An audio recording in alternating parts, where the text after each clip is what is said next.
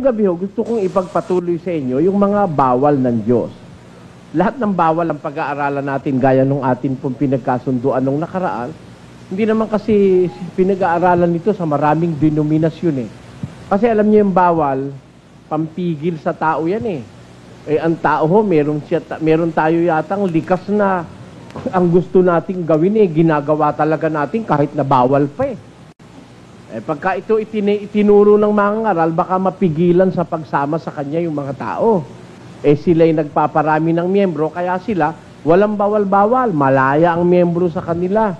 Ikalawang Pedro 2, pakinggan nyo. Ang kanilang miyembro, walang bawal, basa. Na pinangangakuan ng kalayaan, samantalang sila'y mga alipin ng kabulukan. Ayon. Pinangangakuan ng kalayaan. Kaya walang bawal eh, walang pamigil, walang disiplina. Samantalang sila ang wikay mga alipin ng kabulukan. Bulok na relihiyon, walang bawal. Malaya ang miyembro. Gusto mo maglasing, pwede. Gusto mong mambabae, pwede. Hindi ka naman ititiwalag eh. Ha? Gusto mong magsugal, pwede. Magloto, pwede. Ano mang gusto mo, magsyabu ka, pwede pa rin. Mag-drug addict ka, pwede pa rin. Hindi ka naman iaalis doon sa relihiyon ng pastor mo. Ang katunayan nga, siya rin mismo, ginagawa niya yung bawal eh. 1.32 ng Roma. Pakinggan niyo po. Na bagamat nalalaman nila ang kautusan ng Diyos na ang mga nagsisigawa ng gayong mga bagay ay mga karapat-dapat sa kamatayan, ay hindi lamang gayon ang ginagawa, kundi naman pinapayagan ang mga nagsisigawa ng mga yaon. Anyo, konsintidor pa. Bagaman alam nila ang wika na ang gumagawa ng masasamang bagay na yun eh, mga karapat dapat sa kamatayan, hindi lamang gayon ang ginagawa nila, kundi naman pinapayagan ang gumagawa ng mga yaon. Kaya po, makikita niyo ang pagkakaiba ng relihiyong nasa Biblia kaysa sa relihiyong itinayo ng tao. Sa mga relihiyong itinayo ng tao, wala pong bawal, walang disiplina. Para lang yun sa kinagis na natin. Babaero ka, 70 anyos kang babaero, hindi ka naman aalisin eh. Hindi ka titiwalag eh. Pag mamamatay ka, magpa-Jesus ka, bibindisyonan ka kahit babaero ka. O, ligtas ka pa rin, basta Jesus, Maria, Jose. Bago ka mamatay, sasabihin mo raw ang Jesus, naghihingal. Hinihika yung nakita ko sa gwago, hindi masabi-sabi yung kasun.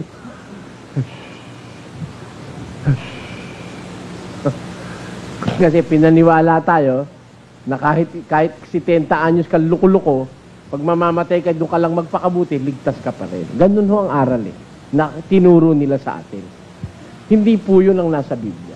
Kaya, para makita nyo, pagkakaiba nung nasa Biblia, kaysa dun sa nasa paligid natin ngayon, alamin natin yung mga bawal, yung hindi nila itinuturo.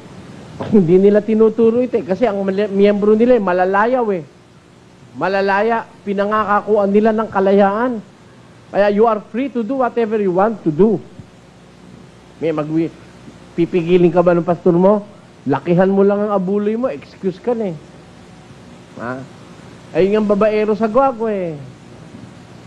Meron doon akong nakilala eh, iglesia rin eh.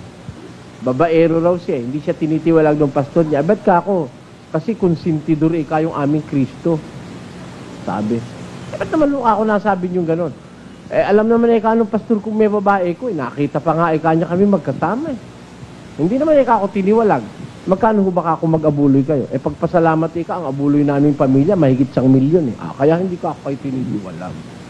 Eh bakit? Sa misis daw niya, 200,000. Siya raw 300,000. Di kalahating milyon na. Eh 5 yung anak nila, tigi 100,000. Mayaman eh, sa gwago eh. Kaya sa kaniyang pamilya pa lang, 1 milyon na ang koleksyon dun sa kanilang lugar. Eh maititiwalag ba naman yun eh, malakas palang mag-put. Eh, ganun ho ang mga iglesia. Kaya ngayon sa atin, pagkukumpara natin sa mga iglesyang nasa ating kapaligiran ngayon, dun sa iglesyang sinasabi sa Biblia, alamin po natin ang mga pagpapatuloy nitong ating pinapaksa, ang mga bawal ng Diyos. bawal. Isa sa mga bawal na ating pag-aaralan na hindi nila itinuturo. Eto po, umpisahan na natin. Babasa po tayo sa Mateo, Kapitulo 6, versikulo 19. Ganito ang ating matutunghayan. Huwag kayong Teka kayo. Uulitin ko sa inyo. Ano ibig sabihin ng huwag? Kaya di tatalino nyo na. Hindi namin kayo kapatid sa iglesia, oh. Maatin lang kayo sa Bible exposition. When the word don't, do not, oh, is being said in the Bible, it means bawal. Huwag. Bawal. Walang ibang kahulugan yung huwag, kundi bawal. Pagpigil. Ano ang sabi ng Diyos? Isang bawal. At kanino ito inuutos? Tuloy. Huwag kayong mangagtipon ng mga kayamanan sa lupa, na dito'y sumisira ang tanga at ang kalawang, at dito'y nanghuhukay at nagsisipagnakaw ang mga magnanakaw. Bawal ho o hindi? Bawal. Liwaliwanag nun eh. Walang pilosopya, kunin mong retorika ng salita, kunin mong lohika, pareho. Ano ang sabi? Sa mga alagad ni Jesus, sa mga mangangaral ni Kristo, mga apostol ng ating Panginoon Kristo ng unang siglo, huwag kayong magtitipon ng kayamanan sa lupa. Gusto ko lang kayong papansinin, mga kababayan, pagka sinasabi ng Diyos yung huwag, ano. Nung sabihin ng Diyos, huwag kang mangangalon niya, bakit niya sinabi yun? Sa palagay niyo, bakit? Ang kautusay idinagdag dahil sa pagsalangsang. Sabi sa Biblia, huwag kang mangangalon niya. Bakit? May nangangalon niya kasi eh. Hindi naman galitan Diyos doon sa nangangalon niya. Gusto niyang maligtas, kaya pinipigilan niya. Huwag kang mangangalon niya. Yun yung huwag, pwedeng yun eh bakuna o pwede namang gamot. Hindi po ba? Di ba yung bakuna to prevent? Ano? Yun namang gamot to cure. Dalawang klase ho ang paggamot. Prevention and cure. O, ang salita ng Diyos pagkahuwag, it can be a remedy to a person that has already the sickness and to a person that is capable of being sick. Maaaring magkasakit noon. Kaya, bawal, huwag kang mangangalon niya. Maaaring hindi ka pa nga nangangalon niya, binabawalan ka na. Kung nangangalon niya ka naman, pinapa-stop ka. Yun ang layo ng Diyos na, di ba?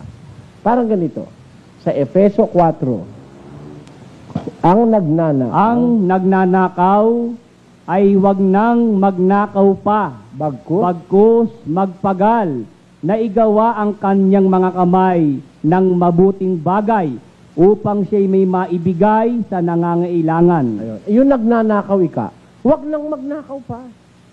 Therefore, pinipigil ka ng Diyos doon sa pagnanakaw na ginagawa mo. Ganon kamahal ng Diyos ang tao. Hindi ko mo nagnakaw, kagalit na ang Diyos sa'yo. No. Kaya nga, meron siyang bawal eh. Pagmamahal sa'yo, para huwag kang malulung eh. Huwag kang magnanakaw. Huwag kang mangangalon niya. Alam kasi ng Diyos, may nangangalon niya at may nagnanakaw. O nung sabihin ngayon ng Diyos, huwag kayong magtitipon ng kayamanan sa lupa, na dito'y sumisira ang tanga at ang kalawang, at do'y nanghuhukay at nagnanakaw ang mga magnanakaw. Bawal magpayaman o hindi? Bawal. Kanino sinabi?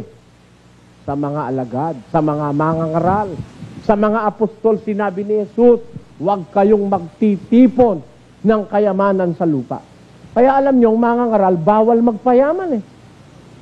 O, bawal.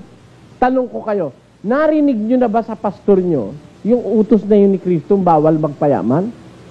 O, sige ho. Kaninong pastor kayo nakarinig na bawal magpayaman, pinaliwanag? Meron ba? Yun ang kanilang gusto, lahat sila yumayaman eh. Ang katunayang yumayaman sila, pakinggan nyo. Sa Jeremias 5, ganito ating mababasa sa 26.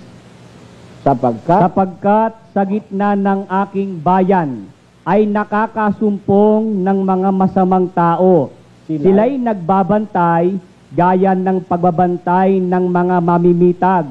Sila'y lalagay ng silo, sila'y nanghuhuli ng mga tao. Kung paanong ang kulungan ay puno ng mga ibon, gayon ang kanilang mga bahay ay puno ng karayaan, kaya't sila'y naging dakila at nagsisiyaman. Yumayaman o hindi? Sino yumayaman? Ulitin mo natin yung 26. Sapagkat sa gitna ng aking bayan ay nakakasumpong ng mga masamang tao. Sila'y nagbabantay gaya ng pagbabantay ng mga mamimitag. Sila'y nangaglalagay ng silo. Sila'y nanghuhuli ng mga tao. Kung paanong ang kulungan ay puno ng mga ibon, gayon ang kanilang mga bahay ay puno ng karayaan, kaya't sila'y naging dakila at nagsisiyaman. Yumayaman o ba? Sino yumayaman? Sa gitna ng aking bayan nakasumpong ng masasamang tao. Pag ang isang tao nagpayaman sa relihiyon, direkto sinabi ng Diyos, masama. Bakit masama? Kasi sabi ni Kristo, huwag kayong magtitipon ng kayamanan. Ang ginawa mo'y magtipon, di antikristo ka. Saan galing? Tinipon. Saan galing tinipon? Naku, yan galing sa aking real estate business. Sabi mo, nung 10 years ago, ikaw bankrupt, walang natira sa'yo kahit ano. Paano ka nagka-business uli ng ganong kalaki? Niloloko mo na talaga tao niyan eh. Kaya alam niyo mga kapatid, makikita mo yung diwa ng daladala ng isang tao eh. Pag mangangaral ni Kristo, bawal eh. Pag kay Kristo, huwag kayong magtitipon ng kayamanan sa lupa. Bawal. Pag ayaw ipatipon, anong gagawin mo? Halimbawa ako. Ako pwede rin ako magtipon eh. Hindi ba? Kayo, payag kayo, pwede rin ako magtipon. Humahawak din naman ako ng pera eh. Di ba? May abuluyan din kami eh. Kaya lang, hindi kami tumatanggap ng abuloy sa hindi namin kapanampalataya. Ngayon, para wag akong makapagtipon ng kayamanan sa lupa, yung abuluyan ng iglesia, kung saan iniukol, doon nilalagay. Kaya meron tayo diyang mga officers, may mga OIC, may mga officers na lokal, may officers na nasyonal, may distrito, may divisyon. Ang abuluyan ng distrito, dadalhin sa divisyon. Tapos, resibuhan, may resibo. Pagka sinabing para yun sa gawain, pambayad sa telebisyon yun.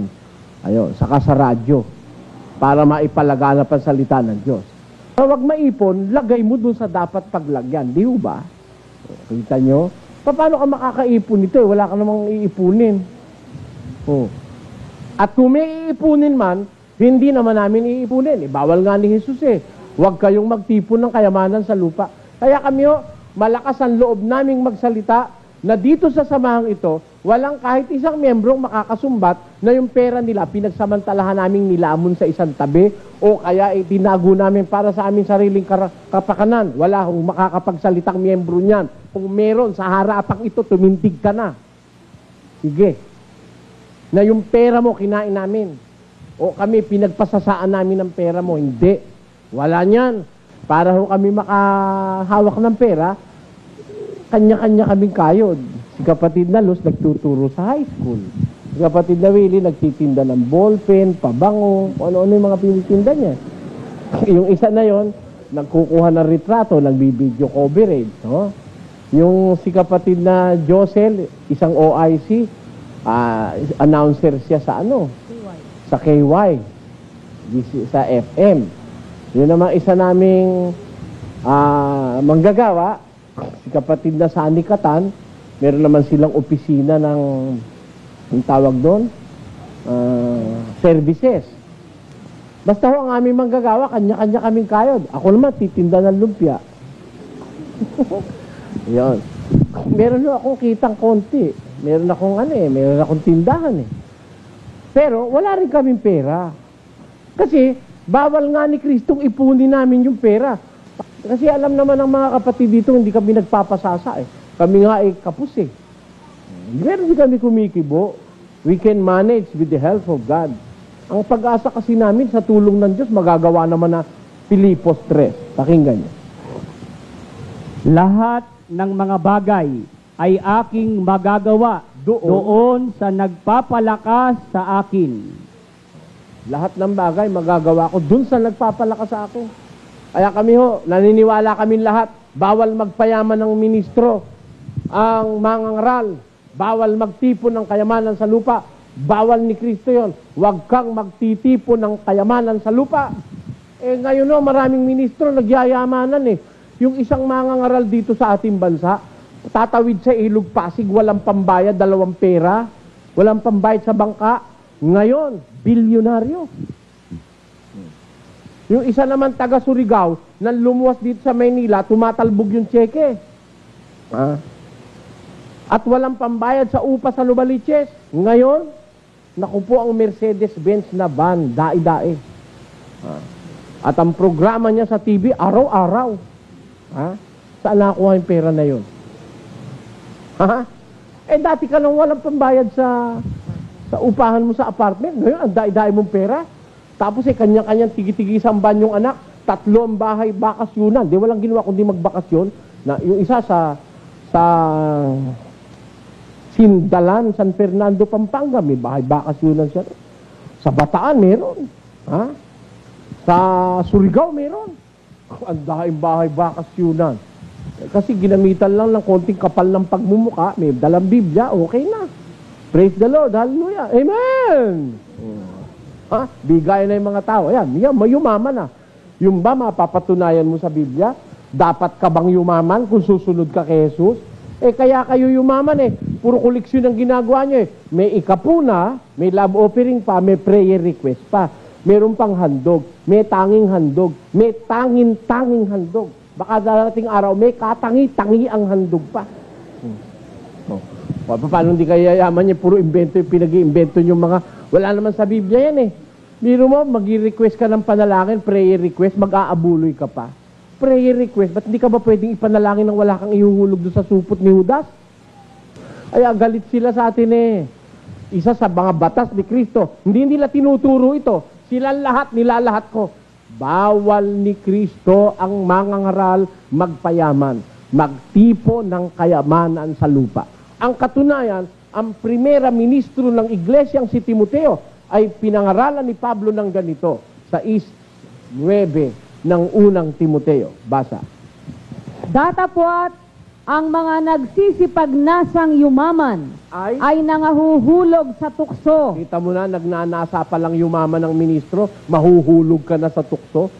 Hindi ka pa mayaman, nagnanasa ka pa lang yumaman, mahuhulog sa tukso at sa maraming mga pitang hangal at nakasasama na siyang naglulubog sa mga tao sa kapahamakan at kamatayan. Bakit? Sapagkat ang pag-ibig sa salapi ay ugat ng lahat ng uri ng kasamaan na sa pagnanasa ng iba ay nangasinsay sa pananampalataya. Na tinuhog ang kanilang sarili ng maraming mga kalumbayan. Datapwat ikaw, o tao ng Diyos, tumakas ka sa mga bagay na ito. Kita mo, ayaw ni Pablo si Timoteo ma-involve sa pagpapayaman.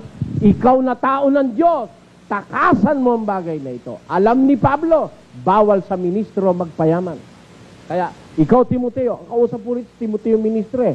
Tao ka ng Diyos, takasan mo ito.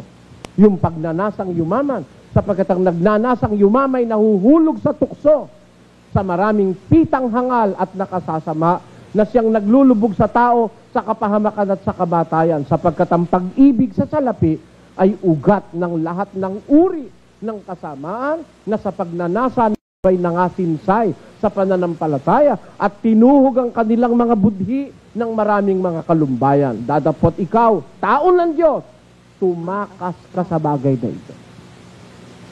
Kaya masama yan sa ministry magpayaman eh. Pagmasdan nyo, maraming ministry, puro mayayaman. Ha? Makikintab. Ang kikinis ng balat. Ha? Nagsisiputi. Dati namang negro'y pumuti. Biro may nagpa-blitz Ala Michael Jackson na nangyari. Kilala ko naman yun Nga ba ngayon ripinado pati balat. Bakit? Marami nang pambili ng kung ano-ano mga iba-pahid sa balat Kasi ako naniniwala, yung damit na mararangya, magagandang damit, hindi naman yun ang pamantayan ng pagkilala sa mga ngaral 16:7 ng unang Samuel. Pakinggan niyo. Ngunit sinabi ng Panginoon kay Samuel, huwag mong tingnan ang kanyang mukha o ang taas ng kanyang kataasan. Bawal tignan ang mukha ng mga ngaral. Huwag na kayo titingin, yung muko na lang kayo. Baka madispirado pa kayo pag nakita yung pagmumukha ko Ang sabi ng Diyos, huwag mong tignan ang kanyang mukha ni ang taas ng kanyang kataasan sapagkat aking itinakwil siya. Bakit? Sapagkat hindi tumitingin ang Panginoon na gaya ng pagtingin ng tao. Sapagkat ang tao ay tumitingin sa mukha, ngunit ang Panginoon ay tumitingin sa puso. Kita nyo. Pagka mangangaral ang pag-uusapan, kung tignan ng Diyos puso. Ngayon, kung gagawing Miss Universe, ay titignan ka lahat. Mula ulo hanggang paa. Susukatan ka pa. Hindi ba? Kung magmi-Mr. Universe naman ako, siguro susukatan din ako. Pero hindi naman ako Mr. Universe Ako'y mangangaral Kaya ang sabi sa Biblia, huwag mong tignan ang kanyang mukha, ni ang taas ng kanyang kataasan sapagkat aking itinakwil siya. Sapagkat hindi tumitingin ang Panginoon ng kagaya ng pagtingin ng tao. Sapagkat ang tao ay tumitingin sa mukha, ang Panginoon ay tumitingin sa puso. Anong katunayan sa puso? Tinitignan ng Diyos ang mga ngaral. Pakinggan nyo sa unang Tesalonica 2:3 hanggang 4. Ganito po ang nakasulat. Sapagkat ang aming iniaaral ay hindi sa kamalian, ni sa karumihan, ni sa pagdaraya, kundi kung paanong kami minarapat ng Diyos upang pagkatiwalaan kami ng Ebanghelyo ay gayon namin sinasalita, hindi gaya ng nangagbibigay lugod sa mga tao, kundi sa Diyos na sumusubok ng aming mga puso. Alin ho sinusubukan ng Diyos sa mga ngaral? Yung puso. Ang aral namin, sabi ni Pablo, hindi sa kamalian, hindi sa karumihan, hindi sa pagdaraya, kundi kung paano kami minarapat ng Diyos upang ipagkatiwala sa amin ng Ebanghelyo, gayon namin sinasalita. Hindi kami nagbibigay lugod sa tao, kundi sa Diyos na sumusubok ng aming mga puso. Kaya tinitignan ng Diyos sa ministro, puso Kung ililigaw mo yung aral, kung hindi. Hindi naman ibibigay sa iyo ng Diyos kung manliligaw ka lang Ha? Kung ililigaw mo lang ang tao. Kaya sila, makita nyo, walang aral na totoo Puro imbento, mga arte. Hallelujah, praise the Lord. Nagpupuri sa Panginoon. Nagpupuri. Ayan, yan sila magagaling. Ha? Yung mga arte na may mga pataas-taas pa lang kaway. Parang kaway ng kaway na. Saan mo nakita sa Biblia, kakaway kang gano'n?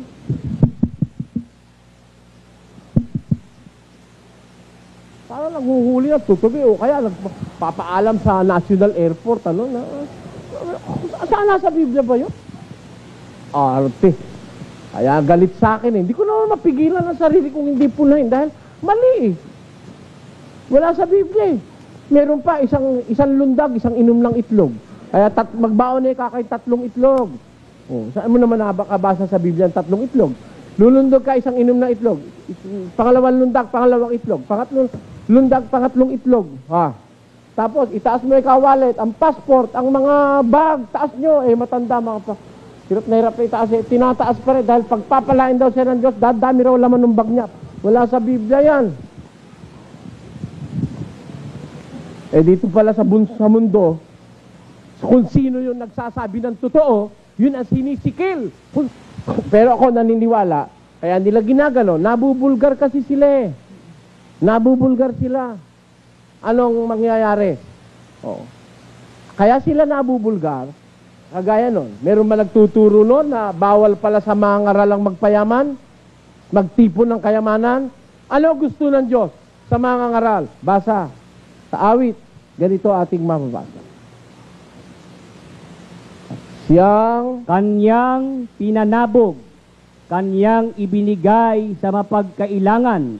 Ang kanyang katuwiran ay nananatili magpakailanman. Ano ang dapat gawin ng mga ngaral? Ayaw ng Diyos tipunin ng kayamanan. Ano ang gagawin? Isabog mo. Kanya ikang isinabog. Ibinigay niya sa mapagkailangan. Doon sa mga taong nangangailangan, doon ibinigay. Hindi tinipon para sa kanyang sarili. Tapos, anong sabi? Ang kanyang katwiray mananatili magpakailanman. His righteousness will endure forever. Sino ang tinutukoy doon? Pakinggan nyo, basahin natin ang paliwanag ni Pablo sa 2 Korinto 9. Gaya ng nasusulat, siyang nagsabog, siyang nagbigay sa mga dukha. Ang kanyang katwiran ay nananatili magpakailanman. Sino ho ang tinutukoy? Siya ikang nagsabog, siyang nagbigay sa mga dukha. Ang katwiran niya mananatili magpakailanman. His holiness or His righteousness endureth forever. Sino yon? Yung nagsabog, nagbibigay sa mga dukha. Itong mga pastor ngayon, nagsasabog ba? No! Nagtitipon sila. Hindi sila nagsasabog. Ang ebidensyang nagtitipon sila, they have amassed wealth.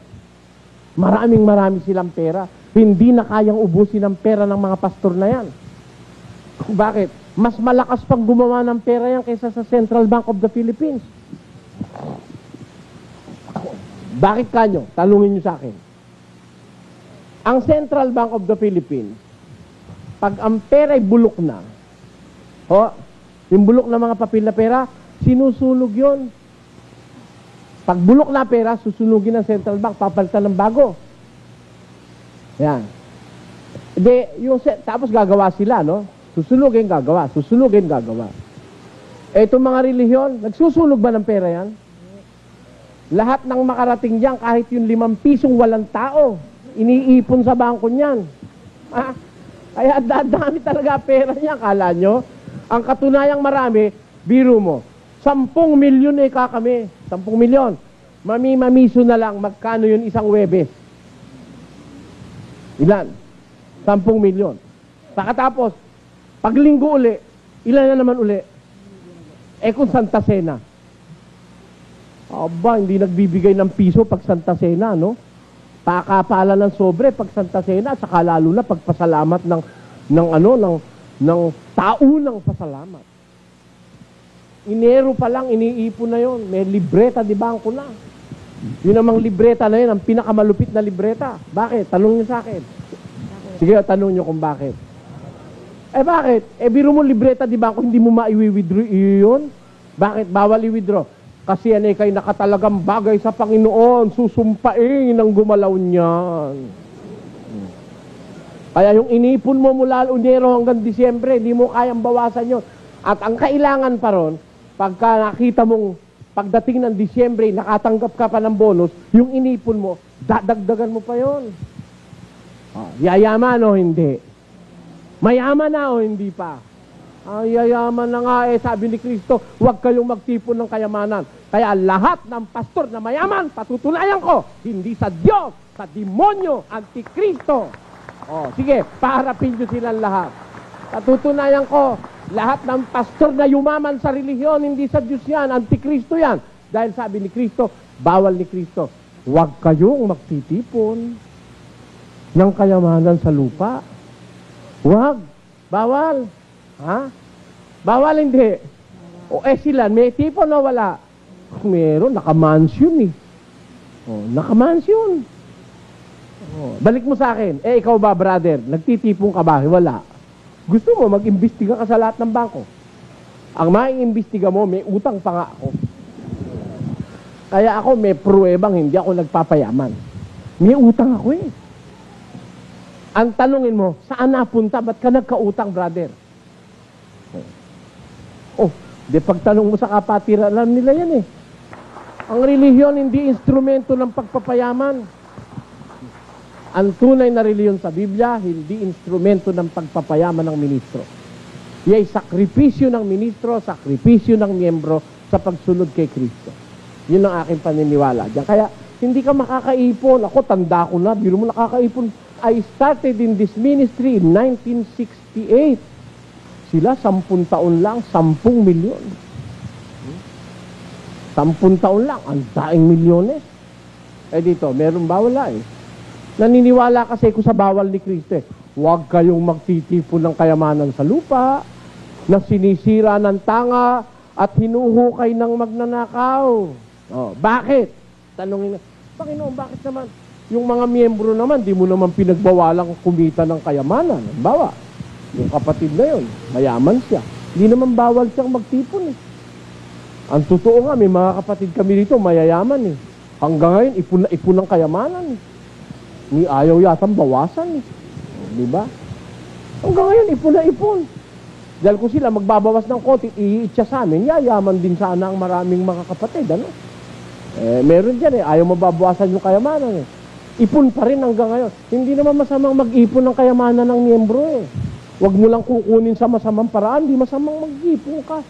Eh, alam, ibinigay sa'yo ng Diyos eh, waldasin mo, no? Bawa, kumita ka ng 1,000 ngayon, pupunta ka sa Quiapo, papamigay mo. Oh, bawal ng Diyos namin magtipon. Oh, ayan, agawan kayo dyan. Ganun ba? Bawal yun sa ministro dahil kaya ayaw ipatipon ng Diyos, may paggagamitan kang kabutihan. Kaya ayaw ipatipon sa ministro, pero sa miyembro, pwede ka mag-ipon. Eh, ba't ayaw ng Diyos mag-ipon ng ministro? Basa, sapagkat Sino may hindi makapaglilingkod sa dalawang Panginoon, sapagkat kapopootan niya ang isa at iibigin ang ikalawa, o kaya'y magtatapat siya sa isa at pawawalang halaga ang ikalawa. Hindi kayo makapaglilingkod sa Diyos at sa mga kayamanan. kaya pala ayaw pagtipudin ng kayamanan eh. No man can serve two masters. Walang makapaglilingkod sa dalawang Panginoon, sapagkat iibigin niya ang isa, kapopootan niya ikalawa, o kaya ipahalagahan niya ang isa, pawawalang halagahan niya yung ikalawa.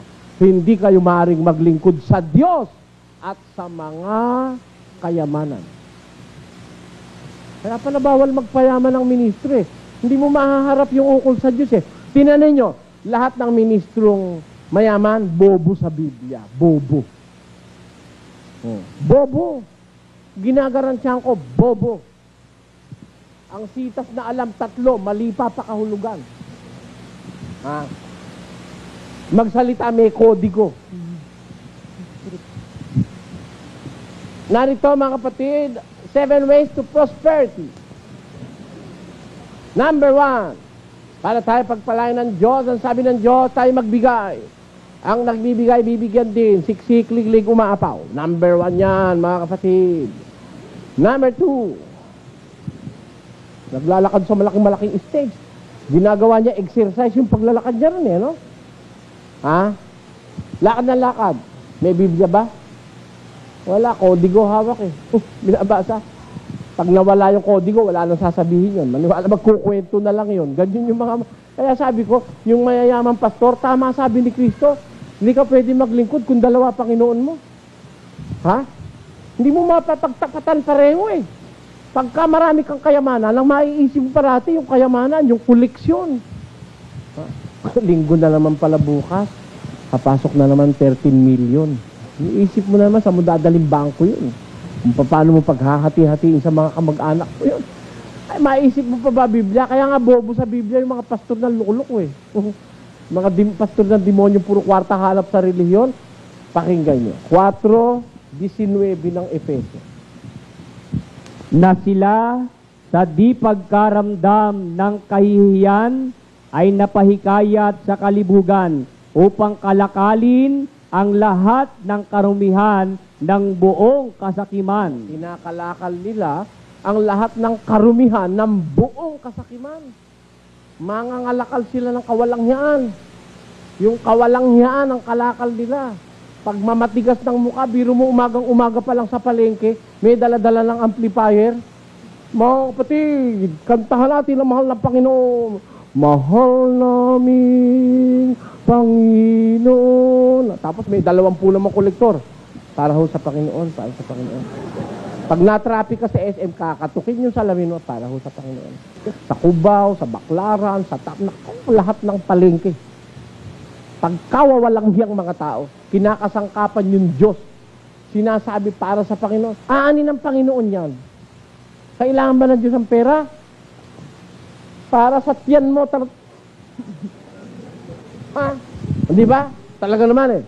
Filipos 3:19. Nagagalit lang sa akin yung mga tao eh. Isipin nyo, sulat nyo, tapos pagdating sa bahay, basahin nyo. At pakita nyo, pagka kayo natuto, kakaroon ng pangalawang Suryano. Basahin natin. Basa. Na ang kanilang kahihinatnan ay ang kapahamakan, na ang kanilang Diyos ay ang tiyan. Ano ang Diyos nila? Yung tiyan. Na at ang kanilang kapurihan ay nasa kanilang kahihiyan, na nag-iisip ng mga bagay na ukol sa lupa. Puro panlupa iniisip ng mga yun. Ang kanilang Diyos, tiyan. Basa, 16. Sapagkat ang mga gayon ay hindi nagsisipaglingkod sa Kristong Panginoon, kundi sa kanilang sariling tiyan. Alin ang pinaglilingkuran? Tiyan nila. Paano sila nakakaloko? Tuloy. At sa pamamagitan ng kanilang mabuting pananalita at maiinam na mga talumpati ay dinadaya ang mga puso ng mga walang malay. Kita nyo, dinadaya lang yung mga tao. Kaya yumayaman eh. Pero wag niyong kakalimutan, bawal ni Kristo magpayaman sa ministro. Bakit bawal? Hindi pwedeng maglingkod sa dalawang Panginoon. Kapopootan yung isa, iibigin niya yung isa. Kaya sila, mas mahal nila ang kayamanan. Hindi nila tinuturo aral. Ang katunayan, hindi nila sinasabi sa inyo ito eh. Meron na kayong pastor naringgan, nasabi nila, hoy, sa atin ho, bawal magpayaman ng mga mangangaral. Meron ba? Wala, naka-Pajero sila eh. Naka-Mercedes-Benz. Tatlo-tatlo pa. Kahit na iyong barilin, hindi tatalab sa kanilang Mercedes-Benz. Bang, bang, bang. Hindi tatalab. Bulletproof eh. Bomb-proof pa. 50 million ang halaga. Dili mo? 50 million. Takot na takot mamatay. Kaya bomb-proof ang kanya. At ang bodyguard, maliwala ka, 1 batalyong pulis. Dadaan ika ang sugo. Naku, ang bodyguard, katakot-takot na Armalite. Wala akong nakitang sugo sa Biblia na ang bodyguard, puro Armalite. Si Kristo, sugo. Payag kayo? Sugo, hindi. Sugo. Si Pedro, may dalang itak. Natatandaan nyo? Nanaga si Pedro. Nataga yung tenga ni Malco. Ginawa ni Kristo, binalik uli. Pedro, ibalik mo yung iyong tabak sa kanyang lalagyan. Masama yan. Ang nabubuhay sa patalim din mamamatay. Tantamount na sinabi ni Kristo kay Pedro, huwag kang magagawa ng ganyan. Huwag ka na magdadala niyan. Ngayon, ang mga ministro, alakad na tayo, tawagin mo na kayo mga PSG. Magkargada kayo ng marami, ha? Mga anak. Tenyo, mga ministro ngayon, kabalintunaan ang sinasabi sa Biblia. Takot na matay, naka-bomb-proof na ang kotse, ay katakot-takot pa ang bodyguard na pulis at sundalo. Bakit? May ginagawa ka bang masama, takot na takot ka? Siguro meron nga. Dahil ang taong may malinis na budhi, saan ka mang makarating, di ka matatakot. Ako lumalakad mag-isa eh. Ako naniniwala, sinabi ng Diyos yun eh. Iingatan kita, hindi kita pababayaan eh. O ngayon, pag mamamatay ka na, papabayaan ka na niya. Kaya si Kristo, nung mamamatay na, Ama ko, ba't mo ako pinabayaan? Kailangan ka lang mamatay, anak. O, kaya binigay na kita sa kanilang kamay. Nung hindi pa kailangan mamatay, sige, wala silang magagawa sa'yo. Di ba? Puhulihin nila si Kristo, hindi nila mahuli-huli. Hindi pa oras, nung oras na. Ayan na, anak, bahala ka sa buhay mo dyan. Kaya ako di ako natatakot eh. Pag oras mo na rin lang eh, kahit na hindi ka patay, mamamatay ka eh. Damihan mo lang ang kanin sa gabi. Pag hagok mo't binangungot ka. Tapos na ang kasaysayan ng lahi mo. Wala na. Kaya ba't ka matatakot? Di ba? Sabi ni San Pablo, kung ang Panginoon ang aking katulong, hindi ako natatakot. Kung medyos kang kasama sa buhay, hindi ka pababayaan. Ngayon, pagkakailangan ka ng mamatay, papabayaan ka na niya.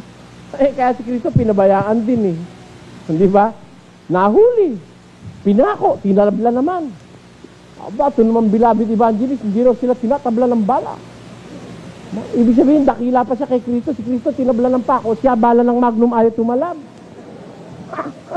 Sabi ko sa loob-loob ko, ano kaya klaseng kulto ito? Ha? Siguro ito'y kulto ng mga maraming kuto. Ha?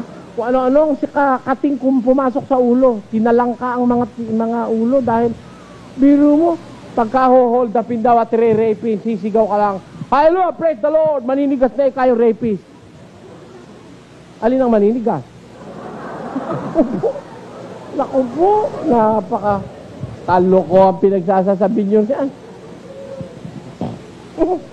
Maninigas. Yun daw mga sundalo ni Saddam, nanigas. Kaya raw, sabi niya raw, binirebuke daw niya, nanigas daw ang mga sundalo ni Saddam. Kung nanigas, 2 araw daw nanigas. Bakit walang nakakuha man lang ng isang retratong nanigas yung mga sundalo ni Saddam? Babarilin nanigas. Ba't wala nun? Pati ba mga reporter nanigas? Naku po, ang tigas ng pagmumukha mo. Puro invento yan sinasabi mo. Hindi totoo yan. Panluloko sa kapwa yan. Pagpapahanga para maniwala sa'yo kagad. O, kita nyo? Kaya nga galit sila sa akin dahil yung bunganga ko raw masama eh. Ba? Masama ba bunganga ko? Hindi bunganga ko masama, no? Ang masama yung gawa mo. Antikristo ka. Katunayan, nagpayaman kayo eh. Ang yayaman nila. Tapos sabi naman isa, inggit ka lang Suryano. Nakikita mo ba kayang kapila naming matulis na yan? Sabi ganon, wananda kay yakbak-dakak yan. Kakit may matino sa yan, na yakbak-dakak yan. Tinape ko yun eh, nakatape hanggang ngayon buhay pa yung tape. Kapampangan yun. Nakikita mo ba kayang matulis na yan? Tutuhog kita riyan, sabi. Kaya pala ako tinulisan niya gagawin yung panuhog. Galit na galit yung ministro sa San Fernando. Tapos nung magsalita, binira ko ng binira, kaya pala ha. Kaya pala kahit saan ako magpuntay, matulis yan ha. Yan pala panusok ng kapwa-tao ha. Binira ko ng binira. Kinabukasan sa gabi, ikaw naman ay Kasuryano, hindi ka na mabiro. Nagbibiro raw siya. Bumasa uli ako sa Biblia. Basa, dapat hubang magbiro ang ministro? Basa. Huwag kayong padaya. Ang Diyos ay hindi napabibiro. May biroan ba sa Diyos? Nung marinig niya ito, nung sunod na gabi, hindi na siya kumibo. Wala na siya hindi kibo eh. Kaya sabi ko, pagdadating sa katwiran, alam nila si Suryano eh. Hindi nila mauubusan, sila mauubusan. Mapipigil nyo ba ako magdadaldal? Hanggang hindi putol ang dila ko, dadaldal pa rin ako. At pag pinutol nyo naman ang dila ko, halimbawa, parang si Samson, para wag makagawa, pinutulan ng buhok. At kung ang puputulin nyo naman yung dila ko, meron pa akong kamay, mag-aaral ako ng sign language, kala mo. At meron naman akong maiiwang magsasalita. At ang sabi naman ni Jesus, kung wala nang magsasalita, para maligtas lang ang tao, basa. At sumagot siya at nagsabi, sinasabi ko sa inyo, na kung hindi magsisiimik ang mga ito, ang mga batoy sisigaw. Pasisigawin ng Diyos kahit bato. Pag walang iimik, kaya lang hindi pa sumisigaw yung bato ngayon, may Suryano pong umiimik eh.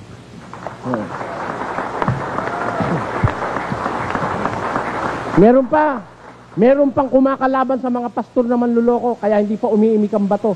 Pag nawala ako, kahit bato sisigaw. Pero malayo yon. Hindi pa rin siguro sisigaw ang bato. Bakit? Meron ho akong 500 mga ministro at manggagawang tinuturuan ngayon. Pag ako nawala, 500 ang kapalit. Mapipigil nyo ba ito? No. Hindi nyo na kayang pigilin ng gawain ito. Talaga ito ang gagawin nito. Ibulgar ng ibulgar ang kawalanghiyaan ninyo. Mga manlulokong pastor. O eto, bawal sa pastor magpayaman.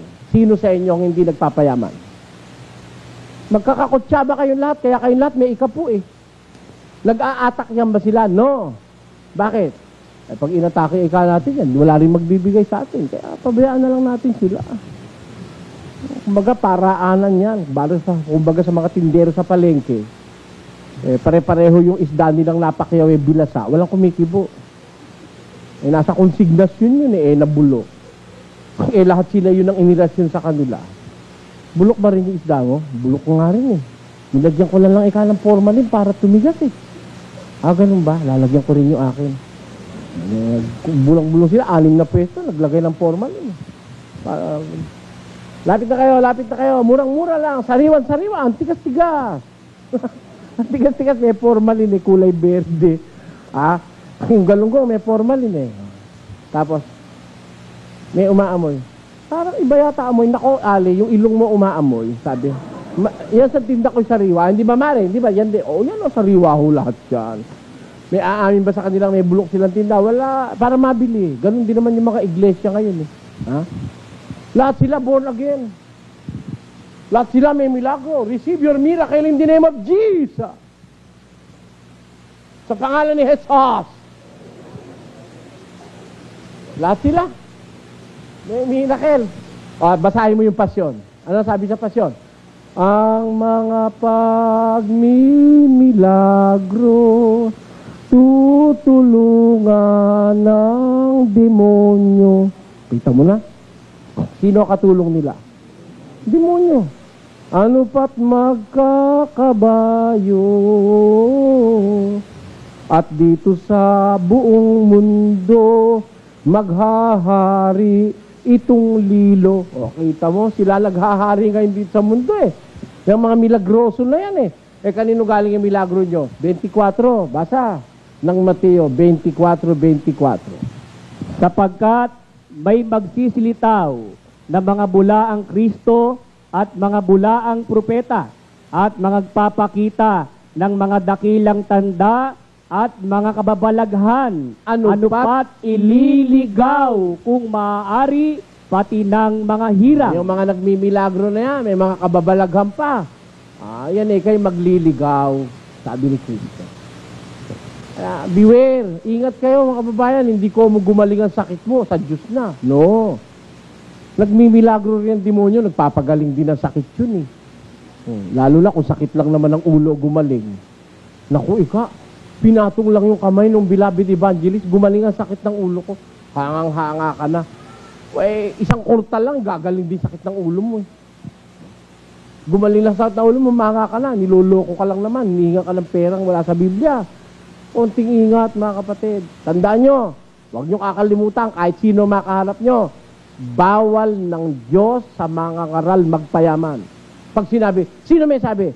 Si Soriano, hindi totoo yan, sabi. O, pag sinabing hindi totoo, gusto mo, humarap ka ng diskusyon, hamunin nyo, pastor mo. Ha? Patutunayan ko sa harap niya. Pag hindi niya tinanggap yung salita ni Kristo, huwag magtipon ng kayamanan, kasi hindi pwedeng maglingkod sa dalawang Panginoon, sa kayamanan at sa Diyos, sabay. Hindi pwede. Kaya, bawal ni Kristo magpayaman sa relihiyon ang ministro. Bawal yan. Kung gusto nyo, ihamon nyo sa mga pastor nyo, titindigan ko kahit saan. Bawal ni Kristo magpayaman sa relihiyon. Sa susunod po, isa pa uling bawal ang pag-aaral natin, yung bawal na hindi nila itinuturo. Marami sila, hindi nila tinuturo yung bawal na yan eh. Inaanyayahan po namin kayong bumalik na muli para sa susunod na serye nitong lahat ng bawal na aming i-expose. Bawal na hindi itinuturo ng ibang mga relihiyon.